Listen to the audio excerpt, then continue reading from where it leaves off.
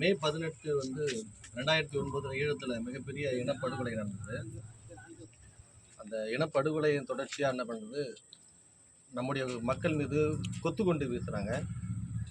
மக்கள் தன்னுடைய வாழ்விடங்களை விட்டு அகன்று வேறு இடத்துக்கு அகதிகள் முகாம் என்ற ஒரு இடத்துக்கு போய் நகர்றாங்க எல்லாருமே. அதாவது திடீர்னு உங்கள் இடத்துல ஒரு போர் குண்டு வீசி தாக்குறாங்க, உங்கள் நிகழ்விடத்தை உங்கள் வாழ்விடத்தை அழிக்கிறாங்க.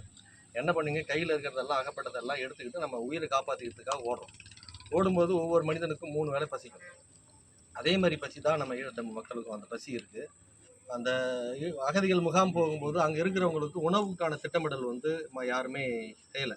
அங்கே தமிழர் புனர்வாழ்வு கழகம் போன்ற சில அமைப்புகள்லாம் என்ன பண்ணுறாங்க, முகாம் கொடுக்குறது அவங்ககிட்ட இது இல்லை. ஏன்னா வழி பாதை முழுக்க இராணுவ மயமாக்கப்பட்டுவிட்டது. யாருக்குமே எதையுமே எடுத்து செல்றதுக்கு அனுமதி இருக்காது. அந்த மாதிரியான சூழலில் அவங்கக்கிட்ட இருந்தது கஞ்சி தான், அந்த அரிசி தான். அந்த அரிசியை கஞ்சியாக காய்ச்சுறாங்க. அந்த அரிசியில் நெல் உமி எல்லாம் கலந்து தான் கிடந்தது. அந்த இதை கொடுக்குற உப்பு போடுறது கூட அவங்கள்ட்ட உப்பு இல்லை. அந்த மாதிரியான ஒரு சூழ்நிலையில் நம்ம ஈழ மக்களுக்கு அந்த நேரத்தில் அந்த கஞ்சி, உப்பில்லா கஞ்சி தான் நம்ம மக்களுக்காக வழங்கப்பட்டது.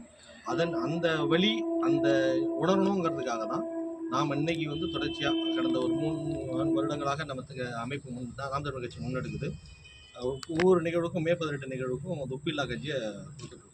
இப்போ நாம் அந்த நினைவாக தான் உப்பில்லா கஞ்சி கொடுக்குறோம். அந்த உப்பில்லா கஞ்சியை நம்ம குடிக்கும்போது அந்த உப்பு இல்லாத அந்த கஞ்சி நமக்கு என்ன நினைவுபடுத்தணும்னா, நம்முடைய தமிழ் மக்கள் அன்னைக்கு 2009 ஈழத்தில் அந்த உணவுக்காக கையேந்தி நின்ற அந்த அவல நிலையை நமக்கு உணரணும்.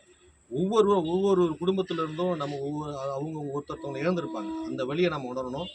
நம்ம தங்கச்சி இசைப்பிரியாவோட மரணத்தோட வழியை உணரணும். தம்பி பாலச்சந்திரன் உணரணும். அதுபோல் லட்சக்கணக்கான மக்கள் யார் என்னென்னு தெரியாமல் கொல்லப்பட்டு உடல் சிதறி கை கால் இழந்து கிடந்த அந்த நிலையெல்லாம் நம்ம உணரணும். இதுக்கு எல்லாம் காரணமாக இருக்கின்ற அதிகாரத்தை நம்ம கைப்பற்றணும். அதிகாரத்தை, இந்திய வெளியுறவுத்துறை அதிகாரத்தை நம்ம கைப்பற்றி, இந்தியாவுடைய வெளியுறவுத்துறை அதிகாரத்தை நம்ம கைப்பற்றி அந்த வெளியுறவுத்துறை கொள்கையை மாற்றாத வரை ஈழம் என்பது சாத்தியமில்லை. இது அறிவார்ந்த நகர் இருந்து. அதனால் தம்பிங்க நிறையா படிங்க, நிறையா வாசிங்க.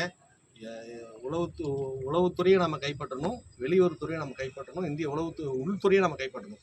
அந்த அளவுக்கான அறிவார்ந்த பிள்ளைகள் IAS, IPS, IFS இந்த எல்லா பணியிடங்களுக்கும் நாம் போய் நிற்கணும். நாம் நின்னா மட்டும்தான் வெறும் அரசியலால் வென்றெடுக்க முடியாது, அதிகாரமற்றதால் வென்றெடுக்கணும். அந்த வலியும் அந்த வேதனையும் அந்த கதறலும் உங்களுக்குள்ளே இருக்கணும். அந்த துடிப்பு இருக்கணும், வெறி இருக்கணும், பழித்து இருக்கணுங்கிற வெறி இருக்கணும். அந்த வெறியோட நம்ம இந்த நாளை இன்னைக்கு நம்ம கொண்டாடி இருக்கோம். இது எல்லாரும் மனசில் வைங்க. அந்த வெறி, அந்த உணர்வு உங்களுக்குள்ளே இருந்தால் மட்டுமே நாம் தொடர்ச்சியாக ஓட முடியும். அந்த ஒவ்வொரு படத்தையும் நீங்கள் பாருங்கள், அந்த படத்தில் ஒவ்வொரு படத்தையும் கொஞ்ச நேரம் விட்டு பாருங்கள். அந்த நிலை நம்ம குடும்பத்தில் யாராவது ஒருத்தர் இல்லை நமக்கு நேர்ந்து இருந்தால் நம்ம என்ன செய்வோம்? இப்போ நம்ம உணர்ந்து அந்த நிலையை தான் நம்ம இன்றைக்கி ஒரு நாள் நினச்சி பார்க்கணும். நாம் தமிழர்.